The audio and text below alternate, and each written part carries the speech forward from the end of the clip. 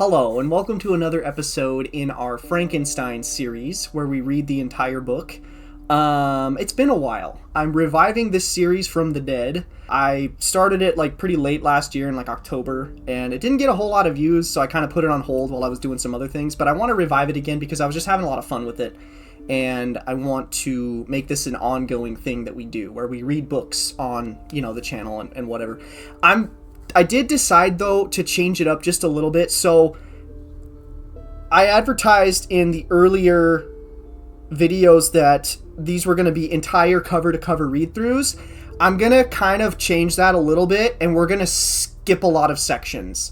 So I'm still going to read really big portions of the text, but we're not going to read every single word cover-to-cover, because I think that's what was making it so taxing to make these videos. It's going to make it a little bit easier on me to make these videos. It's going to be mostly commentary, but the most important sections we're still going to have in there of reading through completely. So yeah, that's sort of what to expect going forward. Let's just jump right in. As always, thank you for clicking on the video. Thank you for sticking around. Thanks for supporting me. Be sure to subscribe so you can get the rest of the story. So let's just get back into it without any further ado. So just a little bit of a recap on the last video.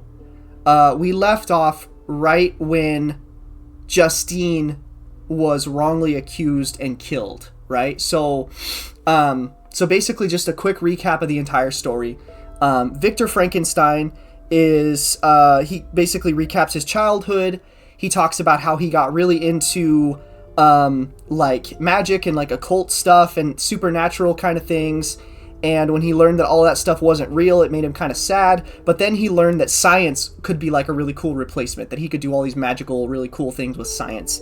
And so he went off to college and he learned all this stuff about science, and he got it in his head. He was still obsessed from his old magic thinking, occult days, that he was going to use alchemy to basically create immortality and the elixir of life. So he got obsessed with life and death. His mom died, which was probably a really big contribution to that. He got really obsessed with this, when does life end and when does life begin? What's with that? Why is one thing alive and why is one thing dead? So he got really obsessed with that idea, and he set out to his goal was to make a new creature, to basically play God. He wanted to play God and create a new species of creature that he would put it together himself and basically create this stitched up creature of his own making, of his own creation, and he would bring it to life through science. And he decided that he would make it have the same proportions as a human, but he decided to make it huge, 8 feet tall, because he said it would make it easier to work on it if it was bigger, because the tools that he had weren't fine enough to work on this, a human of normal proportion, or a small creature. He wanted to make something really big. So obviously, you know where this is heading. He succeeds. He spends a long time stitching together this creature, this monster, and he ends up bringing it to life. And it really freaks him out. He's so lost in this goal that he never stops to think maybe this is a bad idea. He never questions it. He's just this is what I'm going to do. I'm going to do it. And then once he finally succeeds, it freaks him out so bad that he freaks out. He runs away. And basically he abandons this monster, and he doesn't tell anybody that it came to life, and it wanders off. He doesn't know where it went, and he's glad that he has lost sight of it, because then he doesn't have to be responsible and take care of it. So anyway, so flash forward, he leaves, he puts all that stuff behind him. He's okay, I don't want to do that type of science anymore. That's, really messed up. It's not for me to play God. And so he decides, okay, what I'm going to do now is, spend some time with my family, because I haven't seen my family in a long time. I've been so obsessed with his goal. So he travels back home, and on the way home, he gets news that his baby brother is dead, that his baby brother's been murdered. And they're trying to figure out who the killer was. And it's totally, totally sad, shocks the whole entire family. The baby boy was strangled, and he had this expensive, necklace or something. He had, this expensive thing that his mom, that was a family heirloom, that's stolen. So they're oh, that must have been stolen. Well, sure enough, they end up finding it on one of the house's most trusted, loyal, loving maids. that actually took care of this young boy all the time, this young William. boy. And so they're like, oh my gosh, she must have done it. So she gets basically framed for it, but she's like, I didn't do this. I didn't do that. I would never do that. So she gets put on trial, and there's all the evidence. They find the family heirloom, the little trinket that she had, on her. And she's like, I don't know where that came from. I didn't do this. I promise you I did not do this. And so it shocks the whole family. And a lot of people in the family even doubt her. They start to doubt her. Like Elizabeth, the woman that Frankenstein's gonna marry, who's also his first cousin, which is kind of weird. But she freaks out because she's like, I don't know to trust you or not, because she's loved this woman her whole life as like a sister, this maid that they have named Justine. Elizabeth has loved Justine as like a sister her whole life and trusted her with everything. And then to think that she could do something so horrible, it really just kind of, shakes Elizabeth's whole worldview. It gets kind of warped and like wrecked, and she's like super depressed. So the whole family is like super, super messed up about this. Victor Frankenstein knows that it was the monster. The monster killed William. He is very suspicious that it was the monster, that he thinks the monster might still be alive. And so he blames the monster, and he thinks that the monster not only killed William, but was able to plant the evidence, the family heirloom, on Justine so that she would be killed. And he's like, this monster's after me. And the reason why he thinks that, he knows the monster's alive because when he went out into the woods, because they were like looking for the murderer, when he was out in the woods looking for the murderer, like out searching and looking for evidence or whatever, he sees the monster in the distance, like in the forest, and he's like climbing up the side of a cliff, and he sees this monster, and the monster sees him. So they kind of have this stare down moment, and the monster runs away because he has like superhuman speed or whatever. And so Victor Frankenstein knows that the monster, the creature, is alive, that he created, and so he knows that the monster did it. But he can't say anything. He can't tell them when they've wrongly accused Justine and they're going to kill Justine. He can't tell anyone that that's what's happened, because he's worried that people are going to think he's crazy. They're worried that they're going to blame him. He doesn't want the repercussions. He doesn't want to be blamed for, basically it's his fault. It's basically all his fault because he created the monster that killed William and, indirectly killed Justine. So he feels really, he feels like he's the one to blame. He takes it very personally, and he thinks that, this monster is out to get him. And, and it seems like we're going to find out that the monster is out to get him, right? So that's the end of Volume 1, and then Volume 2, picking up where we left off, would be at the start of Volume 2, okay? Okay, so, starting out Volume 2, we have Chapter 9. And honestly, it starts off kind of rambling. It's Victor is just going on and on and on about how he feels so bad about what happened, that he feels like it was his fault that Justine died, and he feels like it was his fault that William died, and he's really kind of blaming himself. I had begun life with benevolent intentions, and thirsted for the moment when I should put them in practice, and make myself useful to my fellow beings. Now all was blasted. Instead of that serenity of conscience, which allowed me to look back upon the past with self-satisfaction, and from thence to gather promise of new hopes, I was seized by remorse and the sense of guilt, which hurried me away to a hell of intense tortures, such as no language can describe. This state of mind preyed upon my health, which had perhaps never entirely recovered from the first shock it had sustained. I shunned the face of man. All sound of joy or complacency was torture to me. Solitude was my only consolation. Deep, dark, death-like solitude.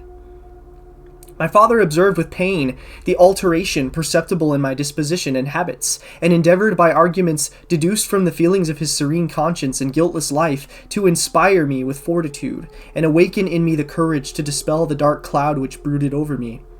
Do you think, Victor, said he, that I do not suffer also? No one could love a child more than I love your brother. Tears came into his eyes as he spoke. But is it not a duty to the survivors that we should refrain from augmenting their unhappiness by an appearance of immoderate grief? Wow. So he's basically saying, do you think that they would want you to mope around the rest of your life? Or do you think they would want you to move on? They died. We can't change that. Do you think that they would really want you to keep moping and mourn them forever? It is also a duty owed to yourself, for excessive sorrow prevents improvement or enjoyment, or even the discharge of daily usefulness, without which no man is fit for society. So he's basically saying, yeah, man, if you just mope around the rest of your life, then you're just going to waste it away. This advice, although good, was totally inapplicable to my case. I should have been the first to hide my grief and console my friends, if remorse had not mingled its bitterness and terror its alarm its alarm with my other sensations. Now I could only answer my father with a look of despair and endeavor to hide myself from his view. Yeah, so he's just straight up moping, dude. I just feel like he was acting like a little mopey emo boy. His baby brother was just murdered, and a girl got wrongfully killed because of him. But he's the one who's got it so bad. He's the one. He goes on and on about how saying, oh man, my misery was above that of any, human comprehension, and I just wanted to die and all this stuff. And it's like, bro, you're still alive. That's you're the one who made all this happen. I get that he's grieving.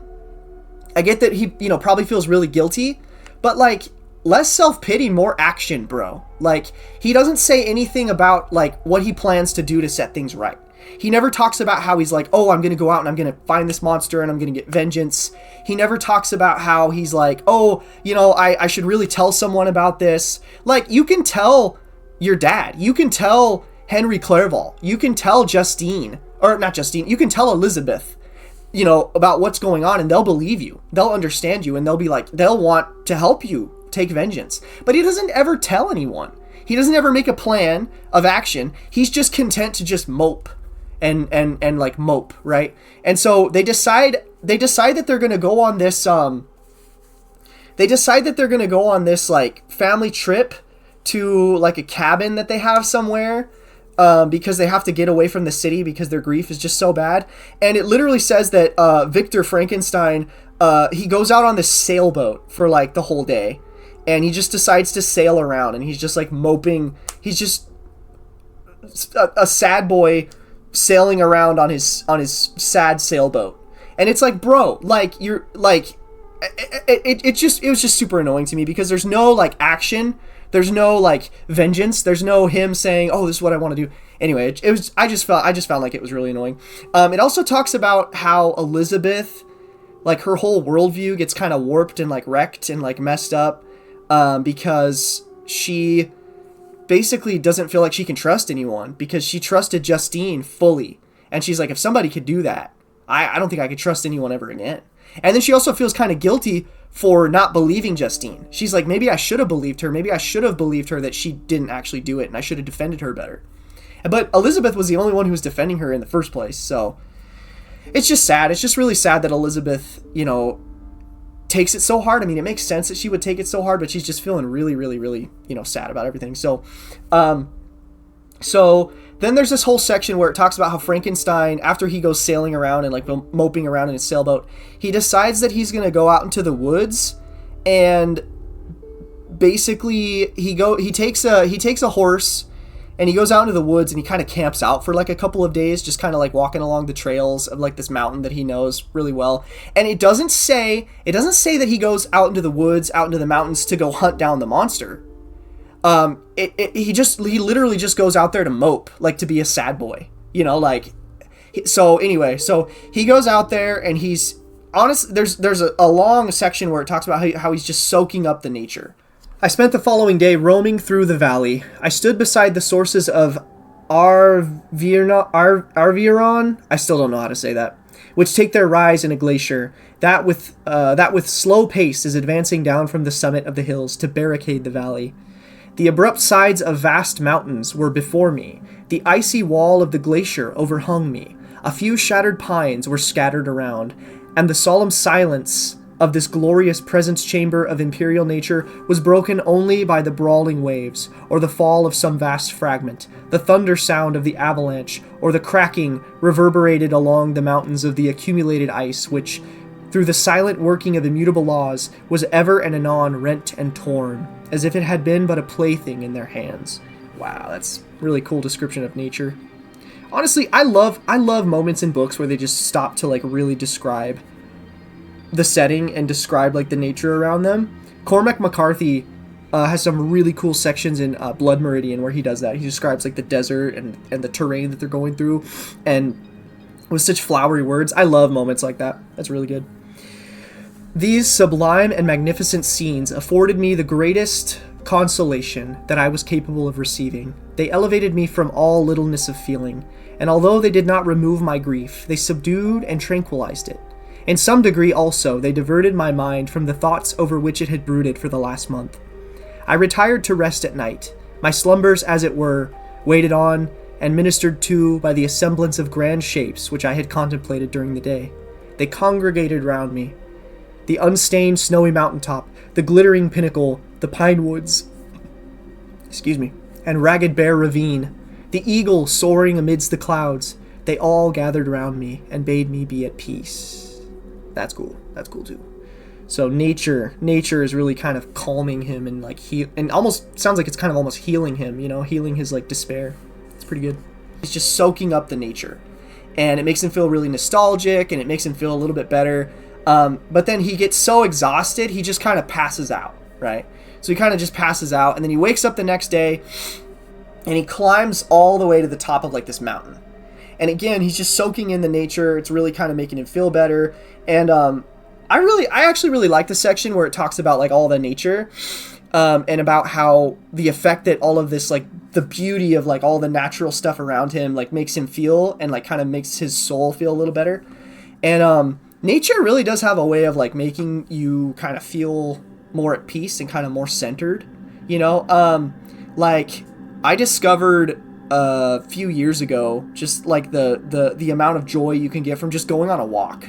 Like, like, I don't know, it's just, there's just this way of like, it has this way of just kind of clearing your head when you just go out and you just kind of like walk around.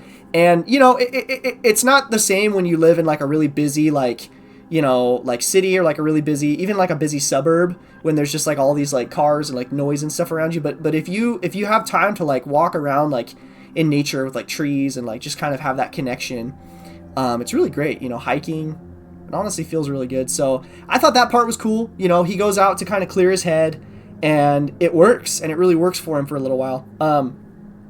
But when he's at the top of this mountain though, he walks all the way, he goes up these switchbacks all the way to the top of this mountain, and it's like super, super icy and super snowy. It's like in the middle of winter, and he's got this horse, and he's like, what am I doing up here? He goes all the way to the top of this mountain, and it says that all of the ice and all the crevices that he has to cross, it's very difficult for him. It takes him a lot of time to get to the top of this like mountain. My heart, which was before sorrowful, now swelled with something like joy. I exclaimed, "Wandering spirits, if indeed ye wander, and do not rest in your narrow beds, allow me this faint happiness, or take me as your companion away from the joys of life."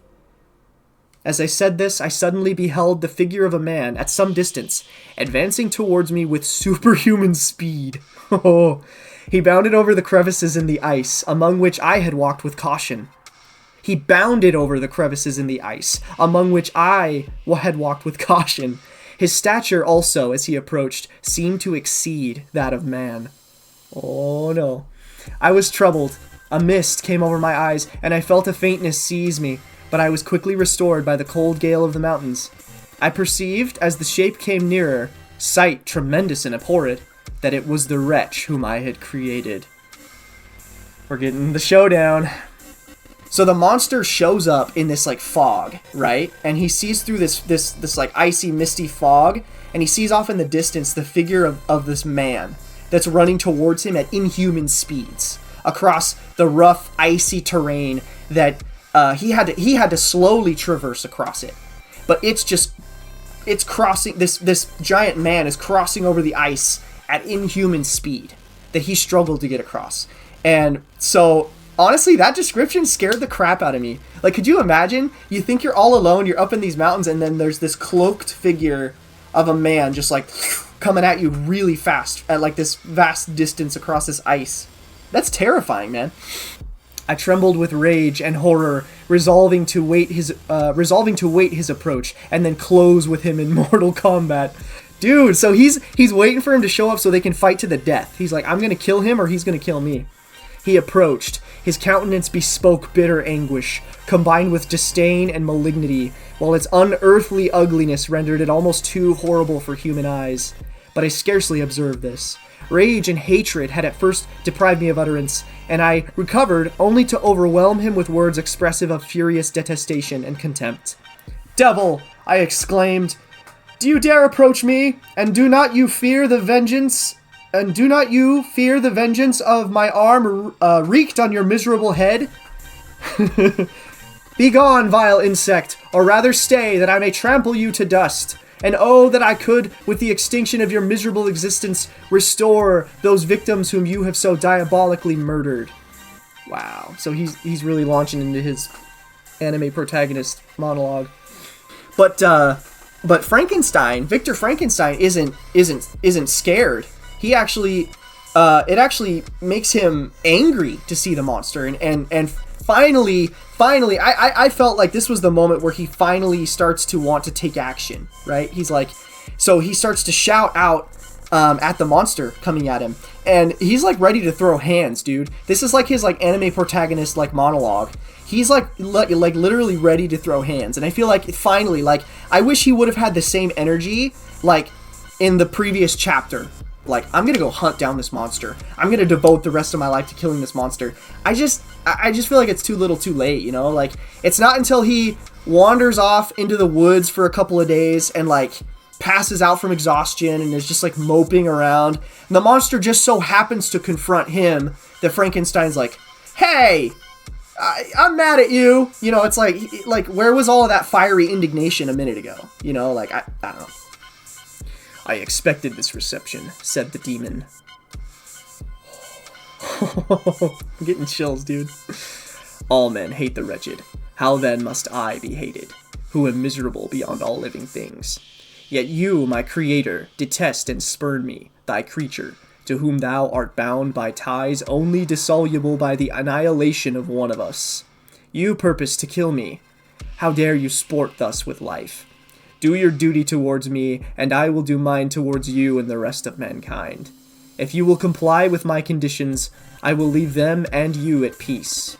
But if you refuse, I will glut the maw of death until it be satiated with the blood of your remaining friends." Oh my gosh, dude. Oh my gosh. He speaks so eloquently. Like, that's terrifying. He's like smart. He's this giant superhuman corpse man who moves with superhuman speed, has like superhuman height and like stature, but he also speaks like he's like a poet. It's just crazy. "Abhorred monster, fiend that thou art, the tortures of hell are too mild a vengeance for thy crimes. Wretched devil, you reproach me with your creation. Come on, then, that I may extinguish the spark which I so negligently bestowed." Dang, dude. So Frankenstein just thinks he's like a holy warrior who's gonna kill this devil, this demon. "My rage was without bounds. I sprang on him, impelled by all the feelings which can arm one being against the existence of another. He easily eluded me." Oh my gosh, dude. So he's like cat-like. He's just like, oh, that's crazy, dude. This is literally like anime. This is like an anime moment. Like, this is crazy. "He easily eluded me and said, 'Be calm. I entreat you here to hear me, before you give vent to your hatred on my devoted head.'" Oh, no. I read that wrong. "Be calm. I entreat you to hear me, before you give vent to your hatred on my devoted head. Have I not suffered enough that you may seek to increase my misery? Life, although it may be only an accumulation of anguish, is dear to me, and I will defend it. Remember, thou hast made me more powerful than thyself. My height is superior to thine, my joints more supple, but I will not be tempted to set myself in opposition to thee. I am thy creature, and I will be even mild and docile to my natural lord and king, if thou wilt also perform thy part, the which thou owest me.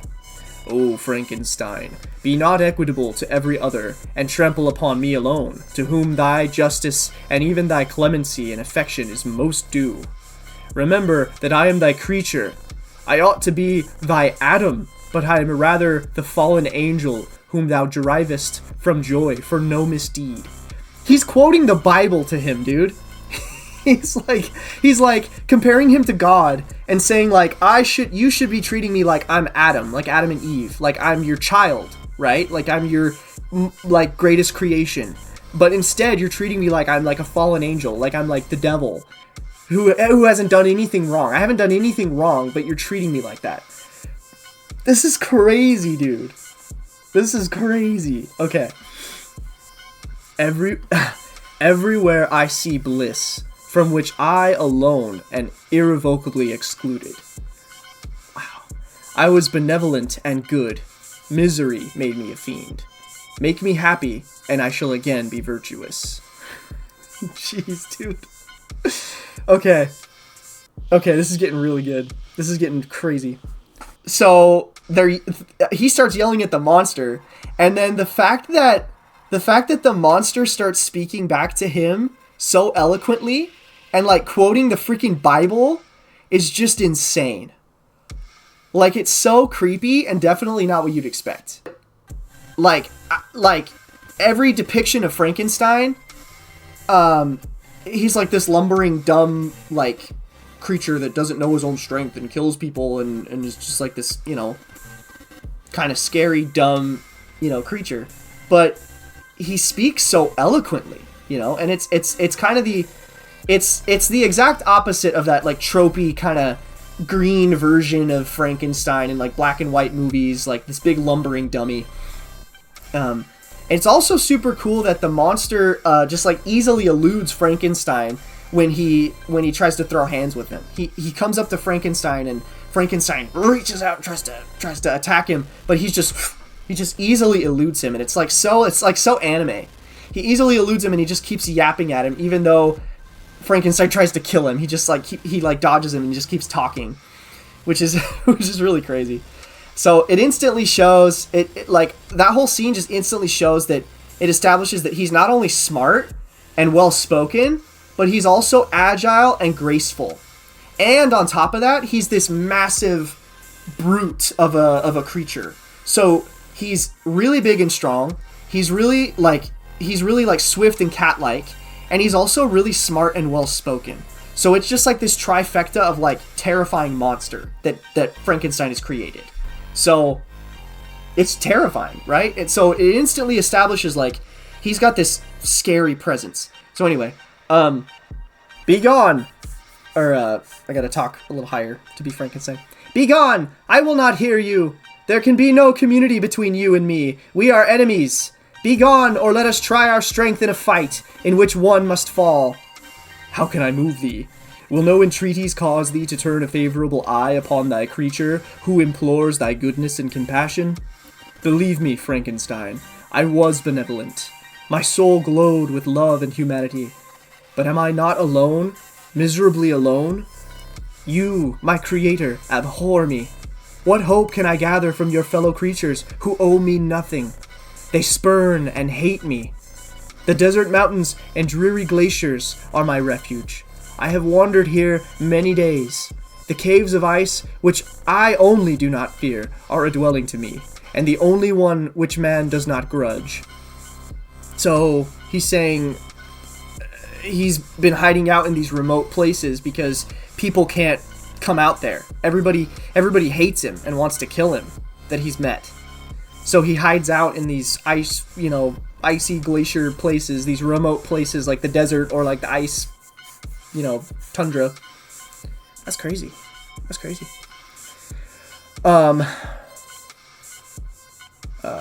These bleak skies I hail, for they are kinder to me than your fellow beings. If the multitude of mankind knew of my existence, they would do as you do, and arm themselves for my destruction. Shall I not then hate them who abhor me? I will keep no terms with my enemies. I am miserable, and they shall share my wretchedness. Yet it is in your power to recompense me, and deliver them from an evil which it only remains for you to make so great, that not only you and your family, but thousands of others shall be swallowed up in the whirlwinds of its rage. Dude, he's like declaring war on all of humanity. Like, he's saying, like, I'm gonna, like, if you don't do what I tell you to right now, I'm I'm gonna wage war on every human being alive, and I'm gonna make sure thousands of people suffer. Oh my gosh. Let your compassion be moved, and do not disdain me. Listen to my tale. When you have heard that, abandon or commiserate me, as you shall judge that I deserve. But hear me. The guilty are allowed by human laws, bloody as they are, to speak in their own defense before they are condemned. Listen to me, Frankenstein. You accuse me of murder, and yet you would, with a satisfied conscience, destroy your own creature. Oh, praise the eternal justice of man. I feel like he's saying that with sarcasm, like, oh, praise the eternal justice of man. You know. Yet I ask you not to spare me. Listen to me. And then, if you can, and if you will, destroy the work of your hands. Okay. So the monster just wants Frankenstein to hear him out. You know, he just wants to tell him his tale. He wants to hear him out and tells him that after that, he can try to kill him if he wants. You know, like, you can try. You know, like, just hear me out. You owe me that much. Hear me out, and then if you want it, if after that you still want to try to kill me, you can try. You know, you can try. Which is honestly so like crazy, you know, like he's almost like, it's almost, I read it as almost like taunting, like he's almost like taunting him, like, yeah, you can kill me, you can try, you know, if you still want to kill me, you can try. So he wants to tell him his tale. He wants Victor Frankenstein to hear him out. He wants his creator to hear what he's got to say, and then he says, then if you can and if you will, that's crazy. If you can, destroy me. Like try. You can try at that point, but you gotta hear me out first. Why do you call to my remembrance, I rejoined, circumstances of which I shudder to reflect, that I have been the miserable origin and author. Cursed be the day, abhorred devil, in which you first saw light. Cursed, although I curse myself, be the hands that formed you. You have made me wretched beyond expression. You have left me no power to consider whether I am just to you or not. Be gone. Be gone. Relieve me from the sight of your detested form. Wow. So, dude, Victor Frankenstein is just full of, like, this self-righteous vitriol, you know, like hatred towards this monster. You know, and granted, the monster did murder his little brother and frame an innocent woman for it. But it's sounding like the monster feels justified in doing that because he was created and abandoned by Frankenstein. You know? Wow, this is crazy, man. This is crazy. So he says, "Begone, relieve me from the sight of your detested form." "Thus I relieve thee, my creator," he said, and placed his hated hands before my eyes, which I flung from me with violence. "Thus I take from thee a sight which you abhor." Oh, so he's saying, okay. He's like, yeah, relieve me from your presence, from your sight. And the monster's like, okay, and he covers his eyes. He's kind of sassy. He's kind of a sassy monster. He's a smartass. "Still thou canst listen to me and grant me thy compassion by the virtues that I once possessed. I demand this from you. Hear my tale. It is long and strange, and the temperature of this place is not fitting to your fine sensations. Come to the hut upon the mountain. The sun is yet high in the heavens. Before it descends to hide itself behind yon snowy precipices and illuminate another world, you will have heard my story and can decide. On you it rests whether I quit forever the neighborhood of man and lead a harmless life, or become the scourge of your fellow creatures and the author of your own speedy ruin." Wow. So he's saying, before the sun goes down, I'm going to tell you my tale. Listen to my tale. Before the sun goes down, you will have heard all of it in its entirety, and then you can decide what you want to do. If you want to try to kill me, you can try. You can try to kill me. Or you can do what I ask, and I'll leave you alone and everyone else you love alone. And thousands of other humans that I'm declaring war on, basically.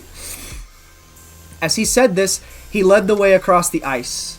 I followed. My heart was full, and I did not answer him, but as I proceeded, I weighed the various arguments that he had used, and determined at least to listen to his tale. I was partly urged by curiosity, and compassion confirmed my resolution. I had hitherto supposed him to be the murderer of my brother, and I eagerly sought a confirmation or denial of this opinion. So he still isn't sure. He's still not 100% sure the monster killed his little brother. Oh, okay. So he's like, okay, I'll hear him out, because, you know, I want to hear what he has to say. I want to hear him admit to it, right? For the first time, also, I felt what the duties of a creator towards his creature were, and that I ought to render him happy before I complained of his wickedness. These motives urged me to comply with his demand. Wow. So he's also starting to feel like responsible. He's like, whoa. Because the monster's finally forcing him to see what he's done. You know, he's finally forcing him to answer, right? To answer for his crimes against nature. We crossed the ice, therefore, and ascended the opposite rock. The air was cold, and the rain again began to descend. We entered the hut. The fiend with an air of exultation, I with a heavy heart and depressed spirits. But I consented to listen, and seating myself by the fire, which my odious companion had lighted, he thus began his tale. So he's going to hear him out.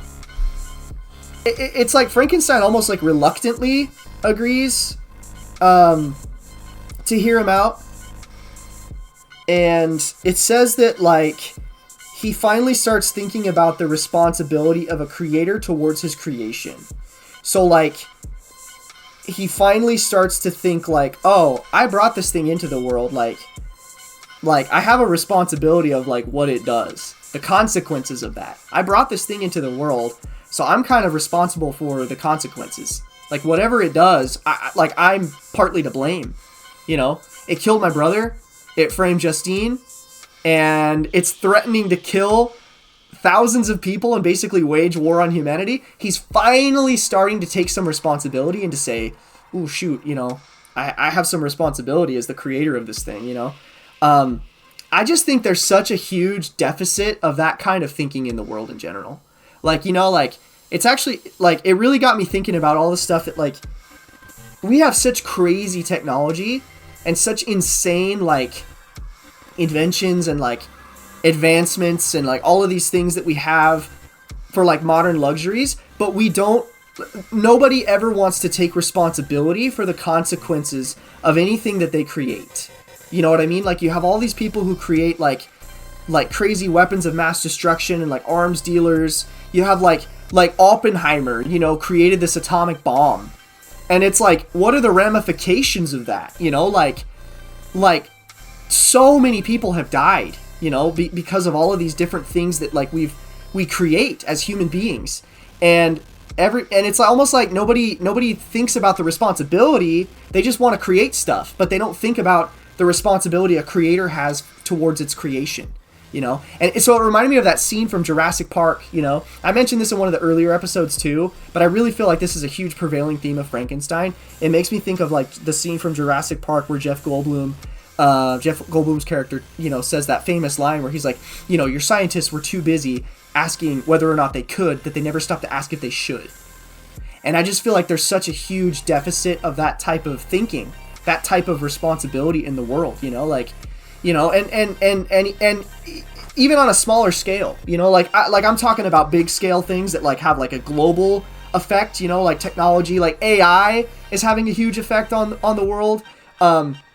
There's tons of examples of, like, really big picture things that have a huge effect globally, but even on a smaller scale, you know, like the consequence, like taking responsibility for creating a child, creating a life. There's so many parents out there that should not be parents, that have no business being parents, and they mistreat and they abuse their children, they neglect their children, and it's the same thing that Frankenstein did with this monster that he created. He's, oh, you know, I would just want to make this thing, and I don't really care what happens afterward.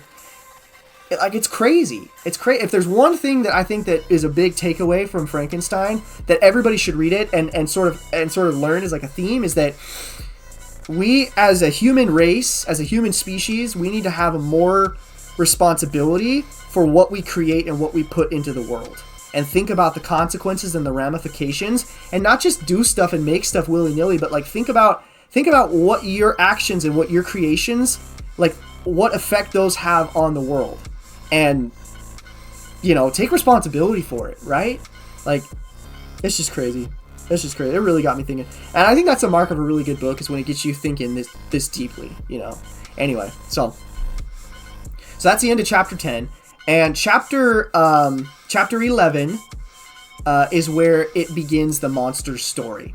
So Frankenstein agrees to sit down with this monster in this hut with a fire, and the monster starts to tell him his story. It is with considerable difficulty that I remember the original era of my being. All the events of that period appear confused and indistinct. A strange multiplicity of sensations seized me, and I saw, felt, heard, and smelled at the same time. And it was indeed a long time before I learned to distinguish between the operations of my various senses. Wow. So it starts out like literally from the moment that the monster gained consciousness, like the minute that he became alive. And one of the things that impresses me so much about this book is the way that it's able to convey this growing level of consciousness, because the monster starts out like Mary Shelley is so good at conveying this mindset that this monster is in, of like being born and not knowing what anything is. Like, you just all of a sudden, oh, I exist now. And the way that the monster describes not being able to differentiate between all his senses is wild. Like, it's actually really wild, because he's just began to exist, so he can't differentiate between sight, sound, smelling, feeling, tasting. Like, he all of these senses are just kind of bombarding him, and he doesn't know what is what. He doesn't know the difference between anything. He's just having this raw experience, and like that's what it would be like for a baby. Babies don't know that they're seeing something. It's just the raw experience of it, right? It's crazy. By degrees, I remember a stronger light pressed upon my nerves, so that I was obliged to shut my eyes. Darkness then came over me and troubled me. But hardly had I felt this when, by opening my eyes, as I now suppose, the light poured in upon me again. So he's remembering what it was like to unconsciously have his eyes open and close.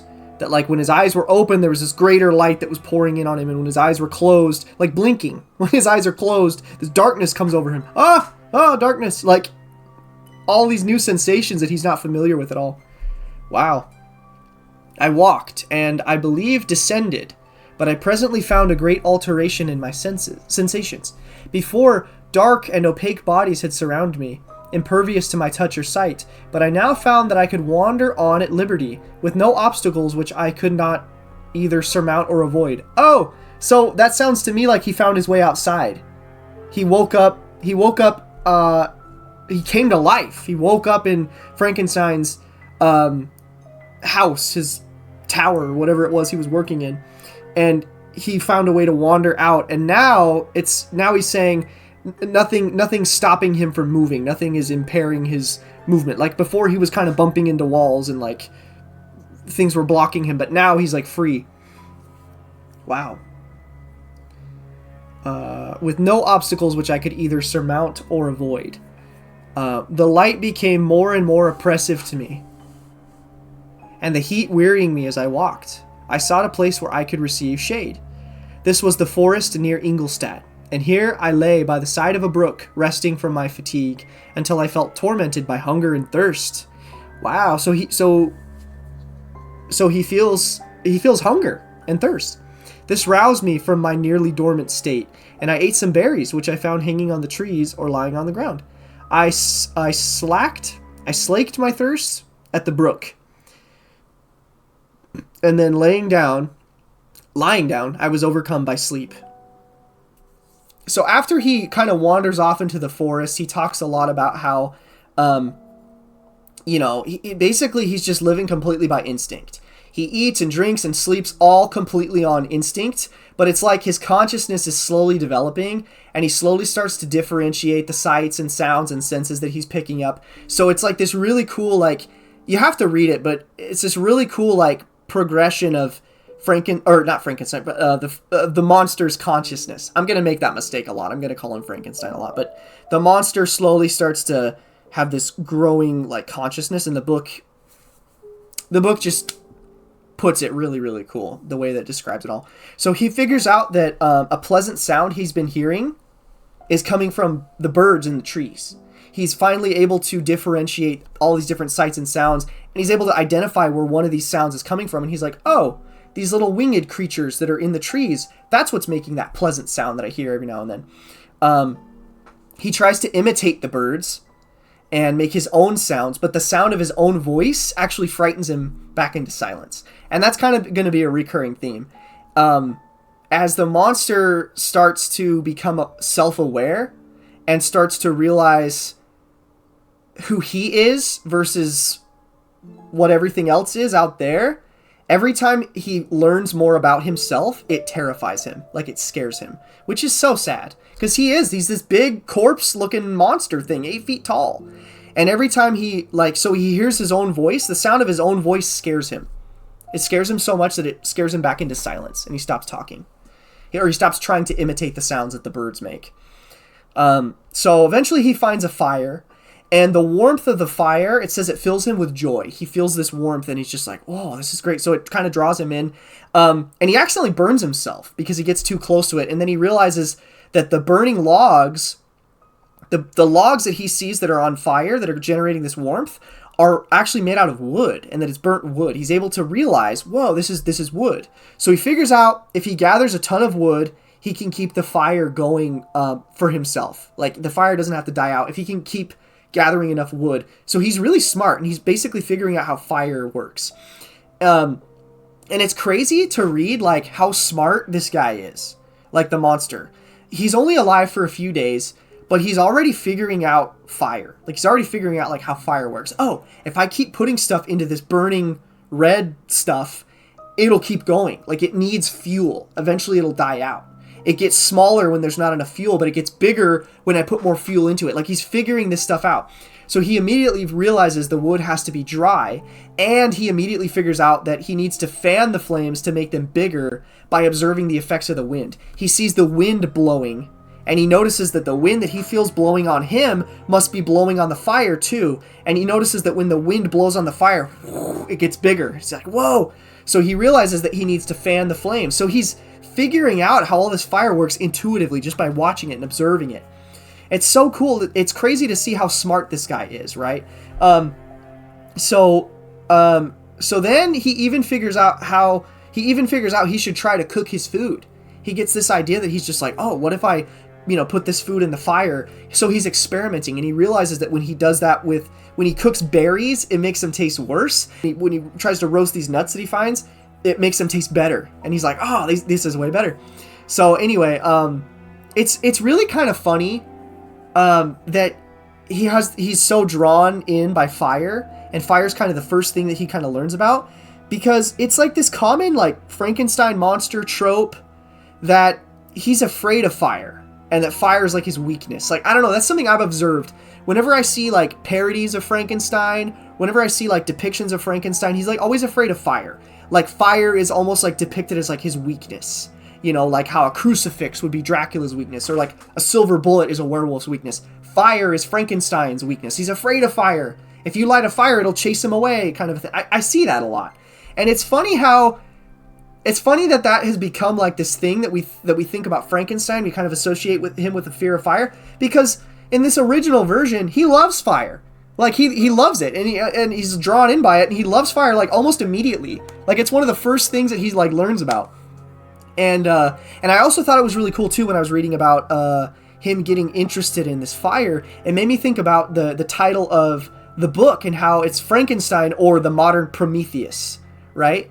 And how, the myth of Prometheus was that he he was this human that went up Mount Olympus and stole fire from the gods and brought it back down. So I thought that that was a cool parallel about how, you know, the modern Prometheus, one of the first things Frankenstein hones in on and gets obsessed with figuring out is fire, you know? So I just thought that that was a cool parallel, cool like Prometheus parallel of like, you know, this like modern Prometheus tale that he's obsessed with fire, and that fire should be like this recurring motif, you know, throughout the story. I thought it was pretty cool. So time goes on, he's basically just trying to keep this fire alive for like a long time. But he stops being able to find food. Food becomes more and more scarce around this fire. So he's keeping this fire ablaze because he's afraid. He doesn't want to leave the fire. He doesn't want to abandon it since he doesn't know how to make the fire himself. All he knows how to do is keep the fire alive. So he's afraid to let this fire die out. He's afraid that if he wanders off somewhere else, he won't be able to produce a fire again. And so eventually he leaves because he just can't find any more food. He's basically eaten all the food he can find of like foraging for like nuts and berries around there. So, and it made me think back to like how humans used to be like nomadic, like hunter-gatherers. How, you know, before we invented like farm animals and like domesticating animals to like have like farms and stuff, we like all humans would just travel around in like tribes and basically follow the food wherever the food migrated to. Like we would follow around, you know, if there was no food in the area, we would pack up and leave. And so that's basically the level of consciousness that Frankenstein's at right now. You know, he's at this level of consciousness where he's like, oh, there's no food. Guess I gotta go. Guess I gotta leave. Instead of thinking about, you know, he hasn't learned yet. He hasn't learned it yet. So as he wanders, so he trudges through the forest for a couple of days. He trudges through the snow, and he says it's really, really cold. But it makes him super uncomfortable. Like, the cold is very painful to him, but he never makes any mention about how he, like, freezes or about how, like, he has, like, frostbite. So he's kind of, like, immune to the effects of, like, the elements. He's, like he can survive in the wilderness. Like, he can survive the elements. He's, like, really sturdy, you know? So, and apparently, like, hunger, thirst, and the cold, like, really hurt him, and they make him suffer, and he talks about how uncomfortable he feels because of the elements and because he's hungry and he's thirsty, but it never kills him. Maybe, like, eventually it would kill him, but he's just so sturdy. Like, it's kind of not clear. Like, it seems like he needs food to survive eventually, but he can go a lot longer than a normal human can without food and be okay. So anyway, it's kind of vague on how his powers work, I guess. But anyway, so as he wanders along, eventually he comes across a hut, and he's never seen this before. And it fascinates him. He's super fascinated. Just like how he was fascinated by the fire, he's fascinated by the shelter, this immaculate shelter. And it's just a rundown, like, thatched roof hut, you know, but to him it's like, whoa. So he's fascinated at this elaborate shelter that he just walks on in. He just walks up to the door and like lets himself into the shelter. And so he quotes Paradise Lost. And he compares himself to the demons who took refuge in the shelter that Satan makes for them after they're cast out of heaven, which is just such a cool comparison, right? So he feels like everywhere he goes, there's just pain and suffering. He's in the cold, there's no food, there's no water. He's just suffering everywhere, and he stumbles upon this place. It's like a shelter. And he talks about the scene in Paradise Lost. If you've ever read it, there's this moment where after Satan and all of the other angels, the fallen angels, are cast out of heaven, they're cast into hell, Satan makes this shelter for all of them, and he calls it Pandemonium. It's this, and that's where the word pandemonium comes from. But he basically makes this giant cathedral that they all can kind of take shelter in, and they all worship Satan there. And so he compares himself to like this fallen angel that's just found this shelter in hell. And I just think that's a cool comparison. But anyway, so the old man who lives there comes home and sees him, and he freaks out and runs away. And so it surprises the monster. He's like, oh, this creature just walked in and, you know, screamed when he saw me. But he just kind of shrugs it off. And so he eats the dude's food and he sleeps in his house. And then when he wakes up, he keeps wandering. So the old man freaks out. I mean, and think about it. Like you walk into your home and there's this 8-foot tall corpse man just standing there, stitched together. You can see all the stitches and everything. And he's just in there in your home. And I would run. I would freak out too. You know, you can't blame the guy. So anyway, so he wanders off. Frankenstein eats all the food in the guy's house, and he sleeps by his fire. And then he wanders off again. And eventually he reaches a whole village. And this village is full of even nicer houses. So these are probably, I was picturing like cobblestone, like houses and stuff. He finds this village, and all these houses. It says that they're nicer houses, and all of them are full of even nicer food.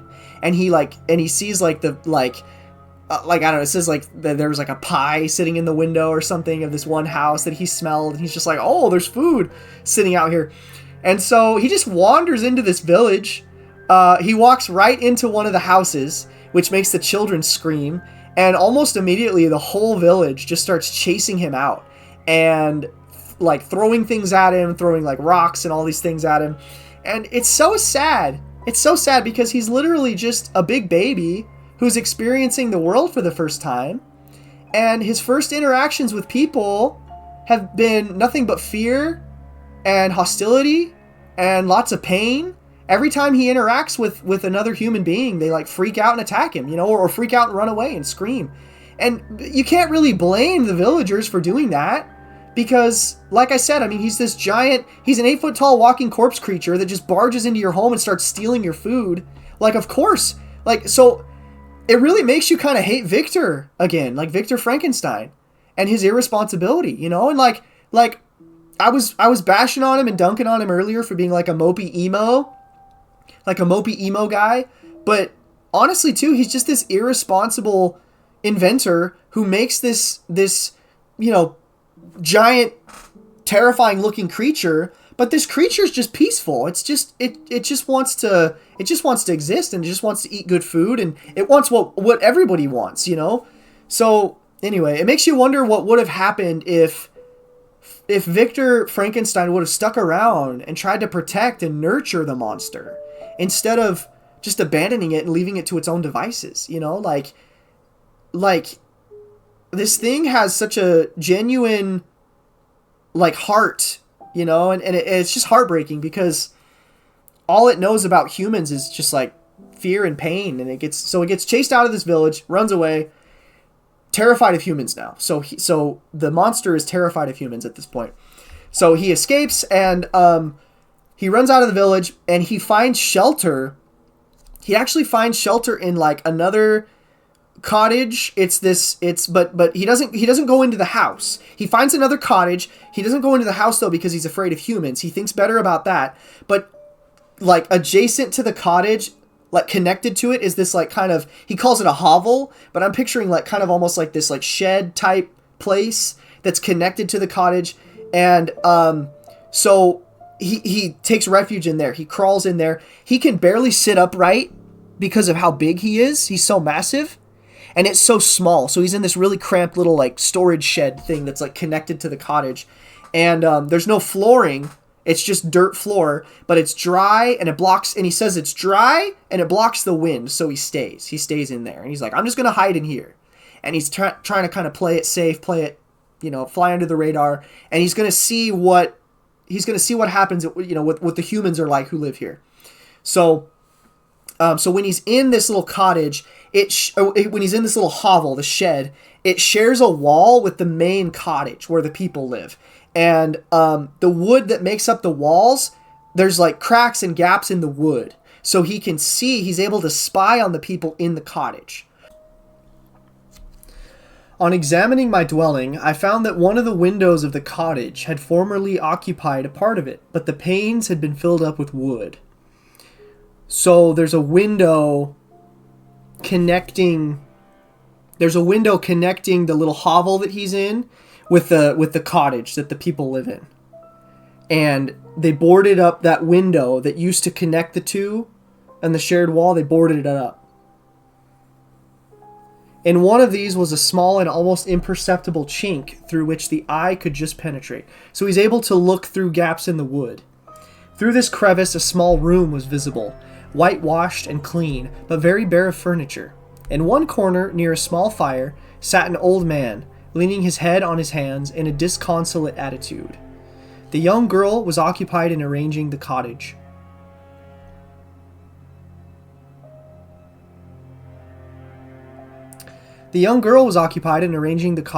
But presently she took something out of a drawer, which employed her hands, and she sat down beside the old man, who, taking up an instrument, began to play, and to produce sounds sweeter than the voice of the thrush or the nightingale. It was a lovely sight, even to me, poor wretch, who had never beheld aught beautiful before. Wow, yeah, so he's never heard music before. It's the first time he's ever hearing music.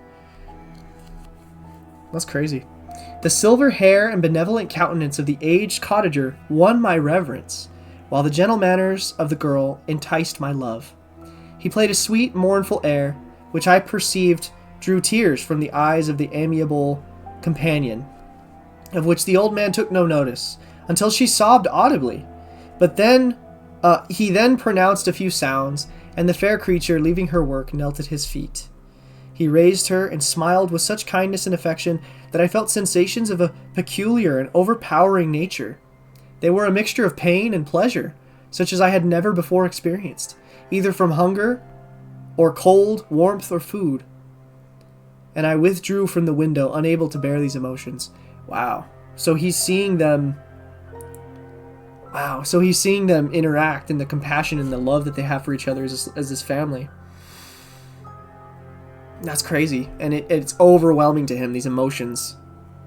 It's just too much. Soon after this, the young man returned, bearing on his shoulders a load of wood. The girl met him at the door, helped to relieve him of his burden, and taking some of the fuel into the cottage, placed it on the fire. Then she and the youth went apart into a nook of the cottage, and he showed her a large loaf and piece of cheese. Oh. She seemed pleased, and went into the garden for some roots and plants, which she placed in water and then upon the fire. She afterwards continued her work, whilst the young man went into the garden and appeared busily employed in digging and pulling up roots. After he had been employed thus about an hour, the young woman joined him, and then entered the cottage together. They entered the cottage together. The old man had in the meantime been pensive, but on the appearance of his companions he assumed a more cheerful air. And they sat down to eat. The meal was quickly dispatched. The young woman was again occupied in arranging the cottage. The old man walked before the cottage in the sun for a few minutes, leaning on the arm of the youth. So just taking him for a little bit of a walk to get some exercise. Gotta keep the old man, his legs exercised, Can't just be sitting all day. Nothing could exceed in beauty the contrast between these two excellent creatures. Whoa, that's a cool sentence. Nothing could exceed in beauty the contrast between these two excellent creatures. One was old, with silver hairs, and a countenance of beaming with benevolence and love. The younger was slight and graceful in his figure, and his features were molded with the finest symmetry. Yet his eyes and attitude expressed the utmost sadness and despondency. The old man returned to the cottage, and the youth, with tools different from those he had used in the morning, directed the steps across the fields.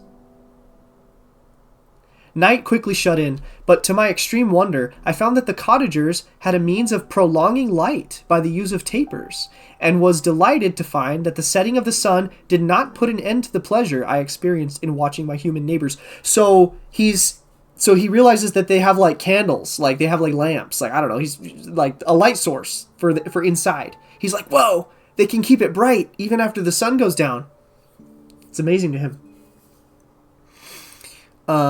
And they were prolonging the light, and the setting of the sun did not put an end to the pleasure I experienced in watching my. So he continues to watch. What are they up to at night? And he continues to enjoy watching whatever they're up to at night. In the evening, the young girl and her companion were employed in various occupations which I did not understand. And the old man again took up the instrument which produced the divine sounds that had enchanted me in the morning.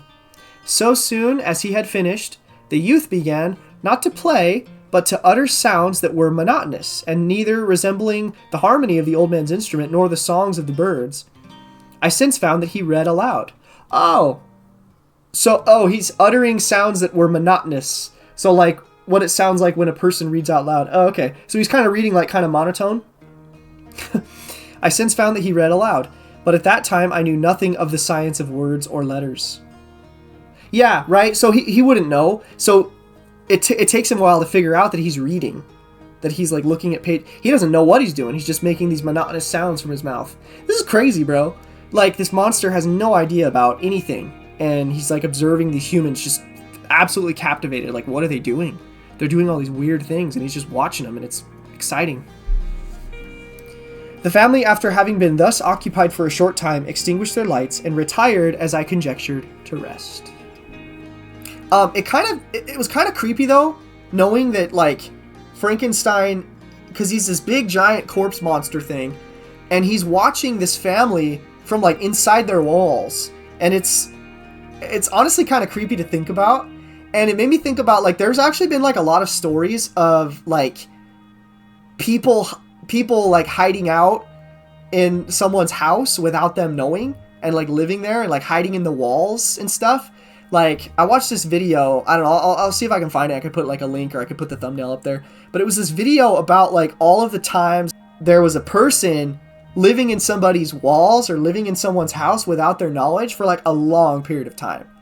And like, that's just creepy. It's super creepy to think about someone watching you in your own home through the crack in the walls. Like, that is just a really creepy thing to think about. Like, there's somebody living in your house that you don't know about. It's so creepy. Like, it's just so creepy to think about. So anyway, all right, so then we get on to chapter 12. Okay, and then chapter 12 is more of the monster. The monster keeps watching them, and he starts to, like, he really wants to interact with them, because he says they seem so gentle and affectionate, but he's really nervous about it because he remembers getting beat up by the villagers. So he just keeps watching them. He wants to introduce himself because he sees that they're different from these villagers. They seem like they're nice, and he feels like he can trust them. But he's really wary about it because, you know, he doesn't want to get beat up again. He doesn't want to get rocks thrown at him again. So he just keeps watching for now. And soon he realizes that the old man is blind. He doesn't know the word blind yet. He doesn't know any words, but he realizes that the old man can't see. And only the two younger ones can see, and they take care of him really, really well. He sees the two young ones stop to like cry alone throughout the day. And he's really perplexed. Like, why would they have any reason to cry? Because to him, they have everything they need, you know. Like, he has empathy and he feels bad for them, but it really confuses him to see them cry.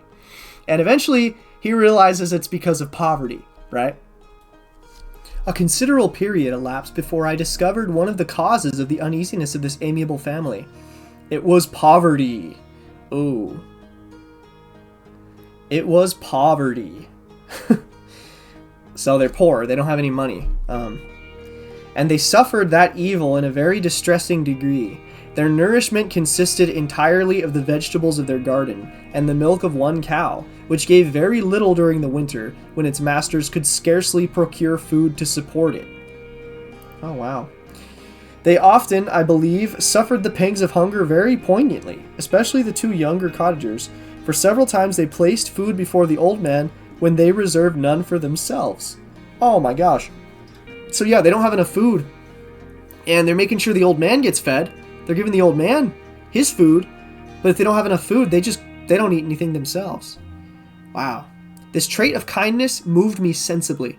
Wow. So once he realized they were feeding the old man, but they weren't even feeding themselves, it moved him sensibly.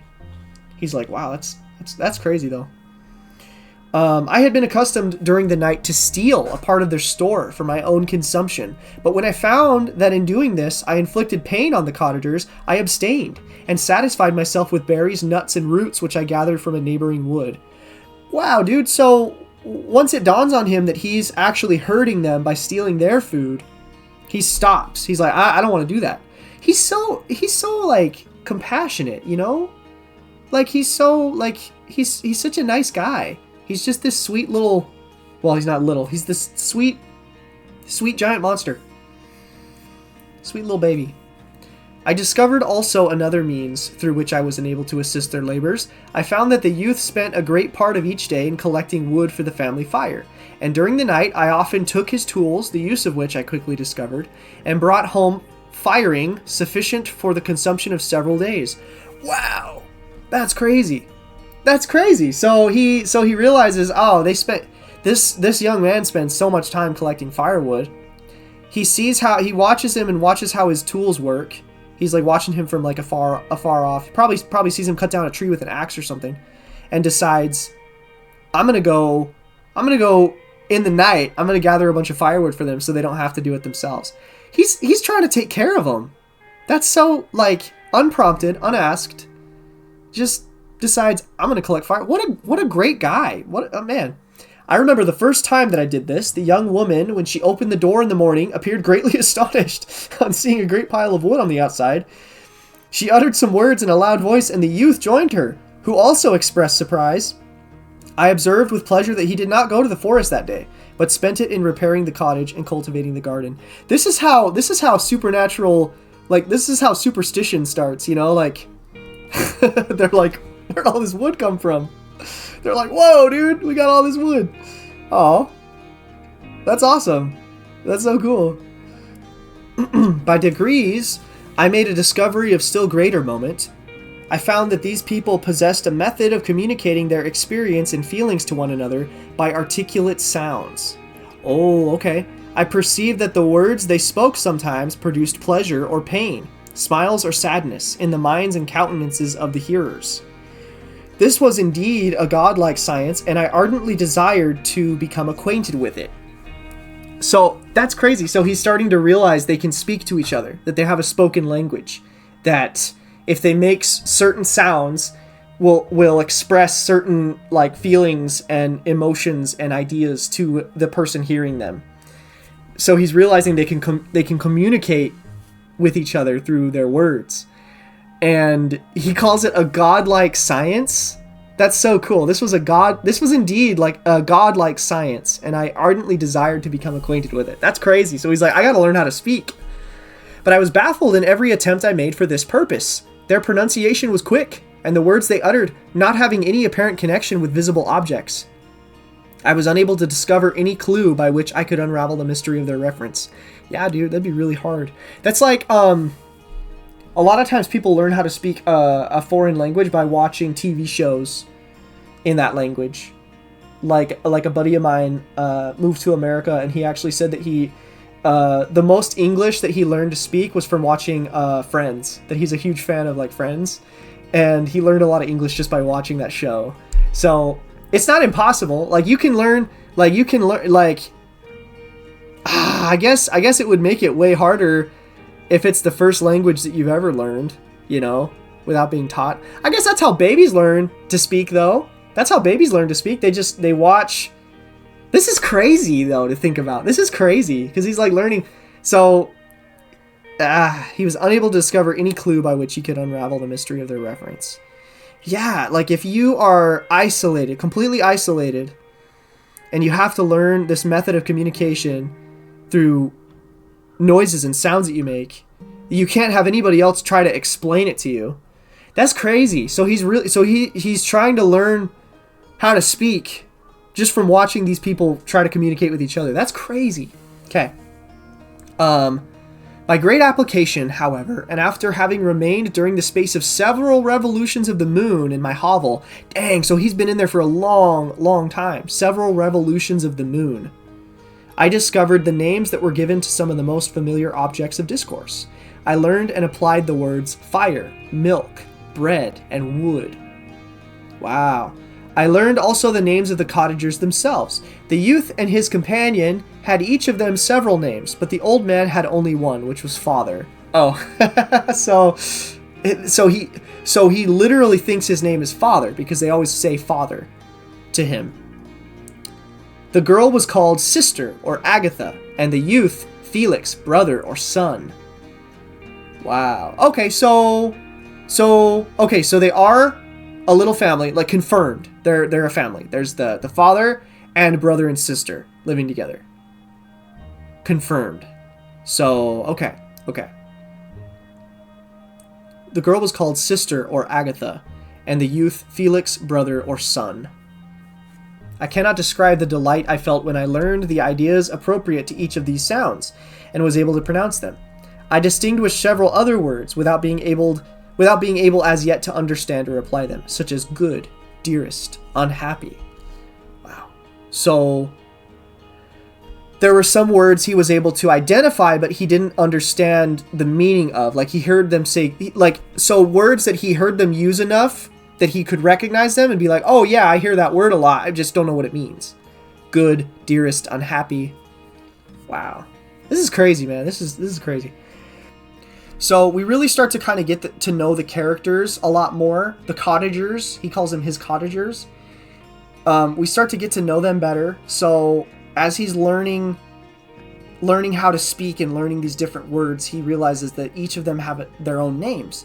So the old man, the monster thinks his name is literally Father, right? Because they always call him Father. They don't use the father's real name, because why would they? So they call him Father. So he thinks that guy's name is Father. And so the father is always cheerful and manages to make them feel better with his words, and he's kind of just like this like joyful presence. It's always like upbeat and trying to make them feel better. They're both really sad all the time. The daughter's name is Agatha, and the son, Felix, is the saddest one. It says that the monster notices that Felix seems like he's the most sad all the time. But he's the one who works super, super hard, just like taking care of the family. And he reads to the family in the evening a lot. So Frankenstein learns about reading, which is super, super cool. He read to the old man and to Agatha. This reading had puzzled me extremely at first, but by degrees I discovered that he uttered many of the same sounds when he read as when he talked. Okay, yeah, so he's starting to be like, oh, I know that word, I conjectured, therefore, that he found on the paper signs for speech, which he understood, and I ardently longed to comprehend these also. Dude, so he's so smart that he's putting all this together. He's like, he's saying the same words that I hear him say when he speaks to his family. So he must be looking down at something that has these signs or these symbols that tell him what words to say. Like piecing together the whole concept behind like reading and like letters and words and sentences. He's so smart to like piece all this together. Oh my gosh, dude. Like he's like this smart, like terrifyingly smart monster, actually. That's so cool. Okay. I conjectured, that he found signs on the paper that told him what to say. And I ardently longed to comprehend these also. But how was that possible when I did not even understand the sounds for which they stood as signs? Right, so he's like, how am I going to learn how to read if I don't even know how to speak? I improved, however, sensibly in this science, but not sufficiently to follow up any kind of conversation. Right, so he's getting a language down. Like I feel like when I took a couple of semesters of Spanish in college, I felt like I knew enough Spanish to like form some basic sentences, but definitely not enough to hold a conversation. You know, that was always a struggle for me whenever we had to like get on and like actually talk to a Spanish speaker. It was very, very hard for me to do because understanding when people speak really fast or when you have to come up with a response very quickly, it's very hard to do. So that's kind of what it's sounding like he's at. Like he's getting a grasp where he could probably form sentences and express ideas, but it will take him a while. And it's very hard for him to have a conversation, it sounds like.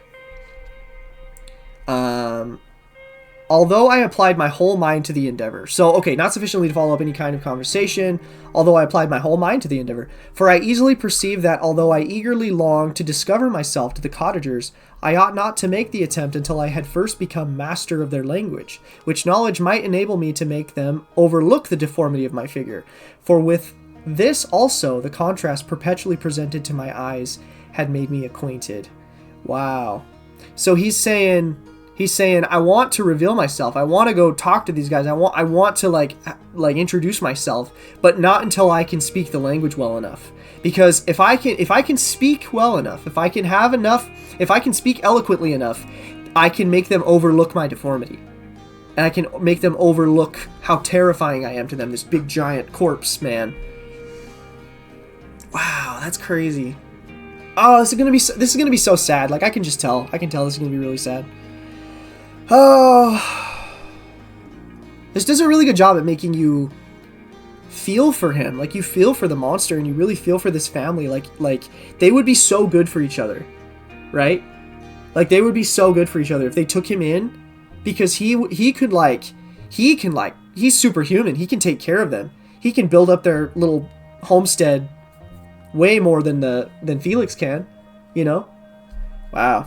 Anyway, I had admired the perfect forms of my cottagers, their grace, beauty, and delicate complexions, but how was I terrified when I viewed myself in a transparent pool? Aw. At first, I started back, unable to believe that it was indeed I who was reflected in the mirror. And when I became fully convinced that I was in reality the monster that I am, I was filled with the bitterest sensations of despondence and mortification. Oh, alas, I did not yet entirely know the fatal effects of this miserable deformity. Man, so he sees his own reflection in a still pool.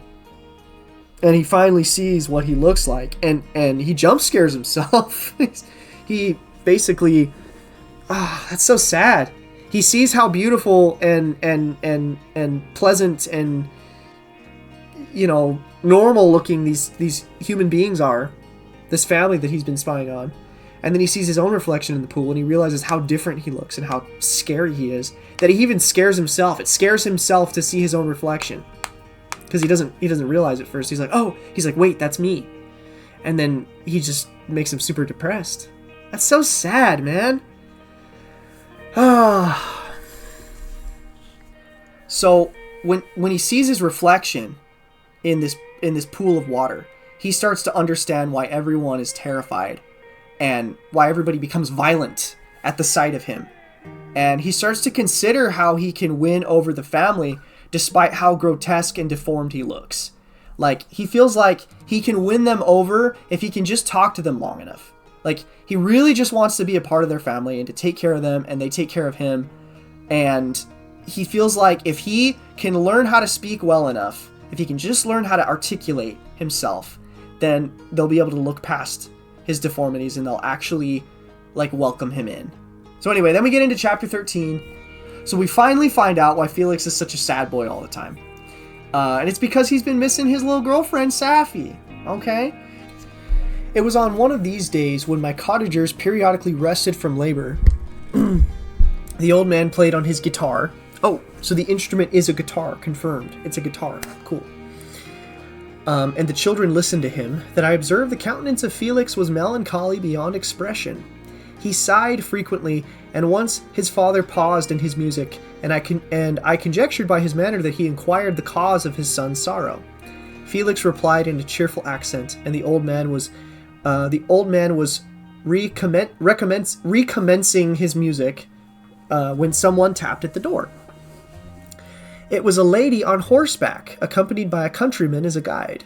The lady was dressed in a dark suit and covered with a thick black veil. Agatha asked a question, to which the stranger only replied by pronouncing in a sweet accent the name of Felix. Her voice was musical, but unlike that of either of my friends. On hearing this word, Felix came up hastily to the lady, who, when she saw him, threw up her veil, and I beheld a countenance of angelic beauty and expression. Oh, dang. Her hair of a shining raven black, and curiously braided. Her eyes were dark, but gentle, although animated. Her features of a regular proportion, and her complexion wondrously fair, each cheek tinged with a lovely pink. Dang, dude. The monster's getting all bricked up over this. Felix seemed ravished with delight when he saw her. Every trait of sorrow vanished from his face, and it instantly expressed a degree of ecstatic joy, of which I could hardly have believed it capable. His eyes sparkled, and his cheeks flushed. Oh, so he's happy to see her, you know. His cheeks flushed with pleasure, and at that moment I thought him as beautiful as the stranger. Oh, she appeared affected by different feelings. Wiping a few tears from her lovely eyes, she held out her hand to Felix, who kissed it rapturously, and called her, as well as I could distinguish, his sweet Arabian. Oh, okay, so she's from another country. Sounds like they're boyfriend girlfriend. Oh, his little girly, his girly showed up, and made him real happy. That's why he was so sad. He was missing his girly. She did not appear to understand him, but smiled. He assisted her to dismount and, dismissing her guide, conducted her into the cottage. Some conversation took place between him and his father, and the young stranger knelt at the old man's feet and would have kissed his hand, but he raised her and embraced her affectionately. Oh, okay. Okay, so she's coming in, she's trying to be all polite and respectful, but the old man's like, no, come on. In this family, we're huggers. We're huggers. I soon perceived that although the stranger uttered articulate sounds and appeared to have a language of her own, she was neither understood by nor herself understood the cottagers. They made many signs which I did not comprehend, but I saw that her presence diffused gladness through the cottage. Wow. Dispelling their sorrow as the sun dissipates the morning mists. Ooh, that's a bar right there. That's really good. So as soon as she shows up, everybody feels super happy. She doesn't speak the same language, so she can't understand them. They can't understand her, and she just immediately starts. The whole cottage is like glowing now with happiness. Oh, that's so great, dude. Felix seemed peculiarly happy, and with smiles of delight welcomed his Arabian. Agatha, the ever gentle Agatha, kissed the hands of the lovely stranger, and pointing to her brother, made signs which appeared to me that he had been sorrowful until she came. Yeah. Some hours passed thus, while they, by their countenances, expressed joy, the cause of which I did not comprehend. Presently I found, by the frequent recurrence of the same sound which the stranger repeated after them, that she was endeavoring to learn their language. Right? I mean, yeah, she's got to learn. So, oh, how convenient. How convenient. They're going to teach her... Okay, I see where this is going. They're going to teach her how to speak the language. Okay. The idea instantly occurred to me that I should make use of the same instructions to the same end. Okay, that's literally what I was going to say, that like they're going to teach her to speak and Frankenstein's going to eavesdrop and learn too. That's cool. The stranger learned about 20 words at the first lesson. Most of them, indeed, were those which I had before understood, but I profited by the others. Oh, okay, so he's like, yeah, most of these words I already know, but the other ones, he profited by the others. As night came on, Agatha and the Arabian retired early. When they separated, Felix kissed the hand of the stranger and said, "Good night, sweet Safi." Oh, her name is Safi. Okay. He sat up much longer, conversing with his father, and by the frequent repetition of her name, I conjectured that their lovely guest was the subject of their conversation. I ardently desired to understand them, and bent every faculty towards that purpose, but found it utterly impossible. So he still can't everything they're talking about is still incomprehensible to him. The next morning, Felix went out to his work, and after the usual occupations of Agatha were finished, the Arabian sat at the feet of the old man, and taking his guitar, played some airs so entrancingly beautiful that they at once drew tears of sorrow and delight from my eyes. Oh, so she plays too. She plays guitar too. She sang, and her voice flowed in a rich cadence, swelling or dying away like a nightingale of the woods. Wow, okay, so she's a really good singer. She's a really good singer too. When she had finished, she gave the guitar to Agatha, who at first declined it. She played a simple air, and her voice accompanied it in sweet accents, but unlike the wondrous strain of the stranger. Okay, so Agatha can play too, but she's just not as good. She's not as good as Safi is. The old man appeared enraptured and said some words which Agatha endeavored to explain to Safi, and by which he appeared to wish to express that she bestowed on him the greatest delight by her music. Oh, so he's like, tell her that was absolutely beautiful, and I want to hear that every day. The days now passed as peaceably as before, with the sole alteration that joy had taken place of sadness in the countenances of my friends. Oh, Safi was always gay and happy. Now, once again, gay just means that you're happy back then, okay? Gay doesn't mean what it means today. So, get the giggles out, right? She and I improved rapidly in the knowledge of language, so that in 2 months I began to comprehend most of the words uttered by my protectors. Wow, okay. So he's learning quick, bro. In the meanwhile, also the black ground was covered with herbage. I have a kitty. I have a kitty cat now. His name is Marble, and he's a sweetie. Oh, good boy. Okay. All right. Let's see. My days were spent in close attention, that I might more speedily master the language, and I may boast that I improved more rapidly than the Arabian, who understood very little, and conversed in broken accents, whilst I comprehended and could initiate almost every word that was spoken. Oh, so he's starting to feel kind of proud of himself. He's starting to get kind of a little bit of an ego. He's like, yeah, takes her a while to learn, but me, on the other hand, I was learning very quickly. While I improved in speech, I also learned the science of letters, as it was taught to the stranger. And this opened before me a wide field of wonder and delight. The book from which Felix instructed Safi was Volney's Ruins of Empires. I should not have understood the purport of this book had not Felix, in reading it, given very minute explanations. Oh, okay, so that sounds kind of familiar, doesn't it, huh? Doesn't that sound kind of familiar? He wouldn't have understood everything that the book said unless somebody stopped every 5 seconds to explain everything. That sounds kind of familiar, doesn't it, huh? Doesn't that sound familiar? Okay. He had chosen this work, he said, because the declamatory style was framed in imitation of the Eastern authors. Okay, so like it's familiar to her because it's from Eastern authors? Through this work, I obtained a cursory knowledge of history and a view of the several empires at present existing in the world. It gave me an insight into the manners, governments, and religions of the different nations of the earth.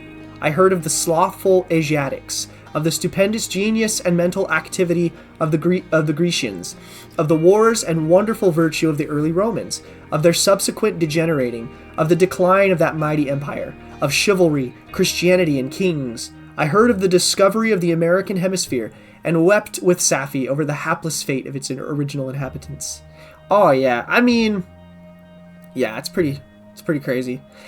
You know, to write in a book back then about, you know, us treating Native Americans so unfairly and so horribly is actually really cool. I don't know how a lot of people felt about it back then, if Manifest Destiny was like still a thing, but that might have been controversial for Mary Shelley to write.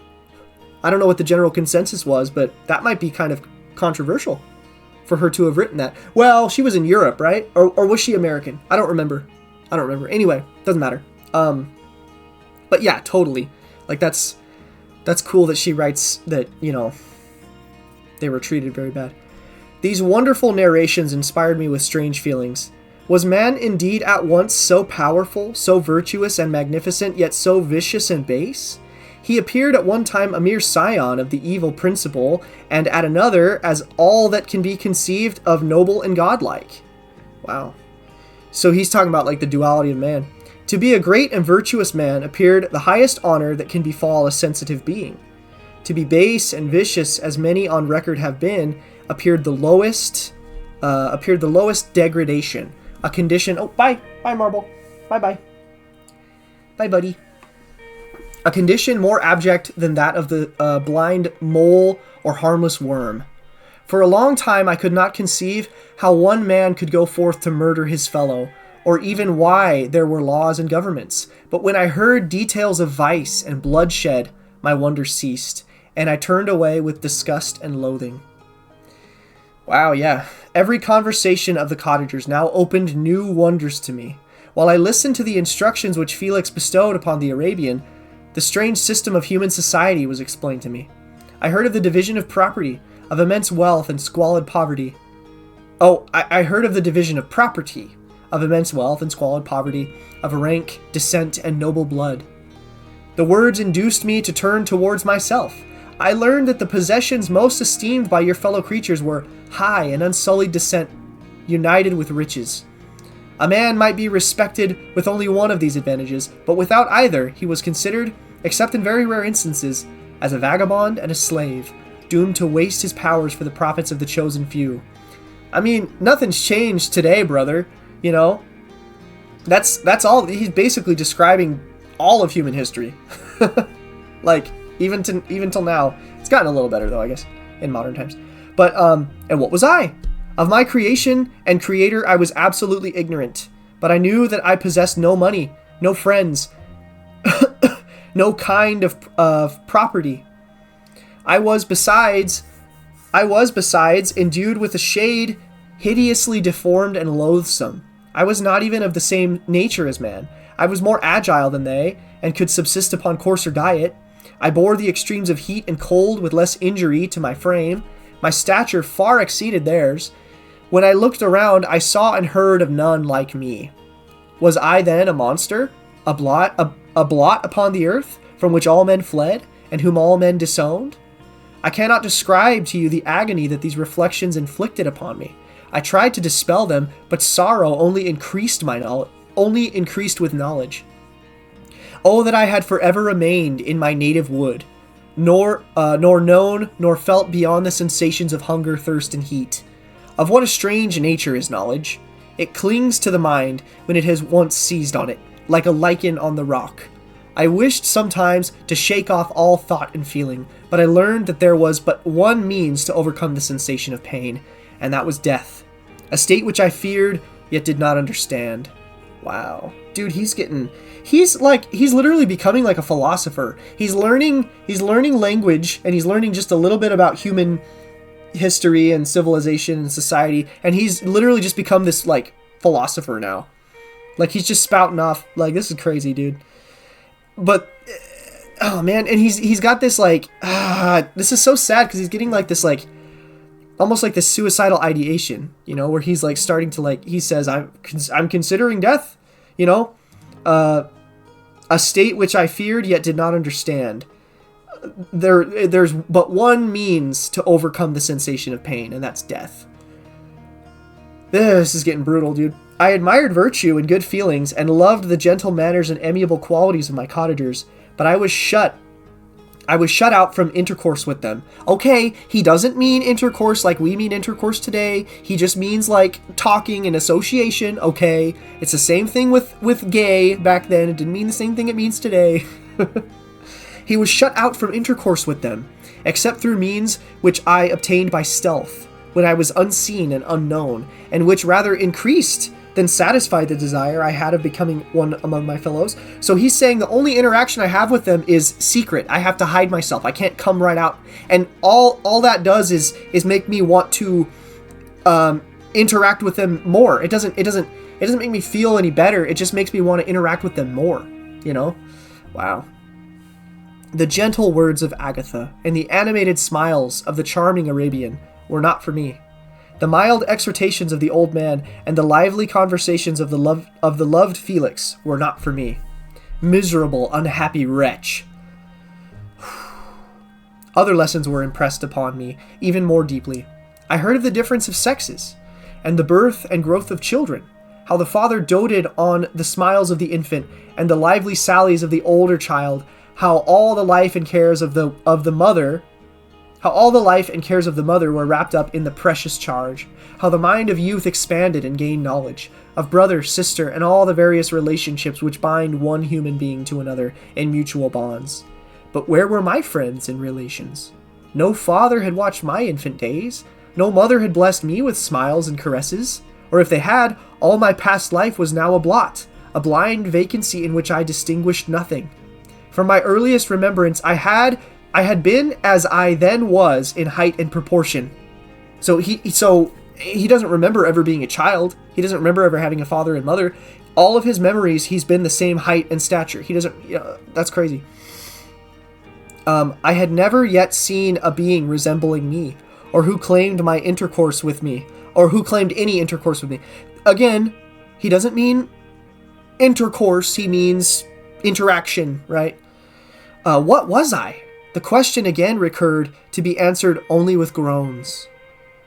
I will soon explain to what these feelings tended, but Allow me now to return to the cottagers, whose story excited in me such various feelings of indignation, delight, and wonder, but which all terminated in additional love and reverence for my protectors. For so I loved, in an innocent, half-painful self-deceit, to call them. Well, that's sad.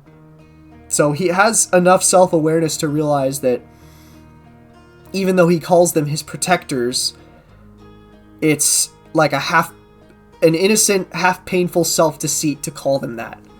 Like, this is what we would call nowadays like a parasocial relationship. They don't know he exists, but he feels a very strong bond. He feels very closely connected to them, but they don't even know he exists. You know, it's a parasocial relationship. This is so sad, man. Oh, this is rough, dude. He's getting to the point where he's like, okay, I need to confront these people. I need to make myself known to them. And he's getting ready to do it. And so that's where we're going to leave off for this episode, for this week. We're going to get into, the next couple chapters. I'm sure we're going to see him actually confront this family, and we'll see what the reaction is. And my prediction is not optimistic, but we'll see what happens. So that's going to do it for today. Thank you for watching. Thank you for listening to me ramble about this book. Really, really cool story. Read it for yourself. This is just kind of like an entertaining way to introduce the story to more people, I think. But yeah, like and subscribe. There's more to come out. I'm going to make a lot more of these videos. We still have a lot of Frankenstein left to go. We barely scratched the surface of Volume 2, and there's still an entire Volume 3 to read. And then after that, we're going to move on to some other stories and whatnot. But anyway, thanks again for watching. And yeah, I love you.